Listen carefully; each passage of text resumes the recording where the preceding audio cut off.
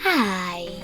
In front of me is TECNO SPARK 10 and today I would like to show you how you can add audio or video file to text message.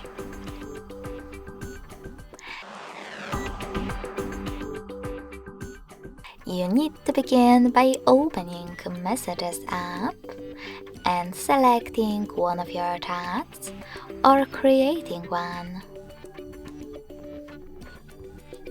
When you're ready, select this plus at the bottom left corner of it. And unfortunately, you can't add any previously created audio files. But you can create it right now and add it right away. If you wish to do that, tap on Voice section.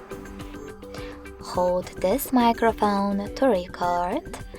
And when you finish, let go. So when I do that, as you can see, my audio file was successfully recorded and added. If you wish to add previously created video, tap on the same plus at the bottom left corner. Select Video section over here. Hold your video that you wish to add and tap on Select at the top right corner. If you want to create it and then add it, tap on Camera instead. Sorry, misclick. Select Video and record it.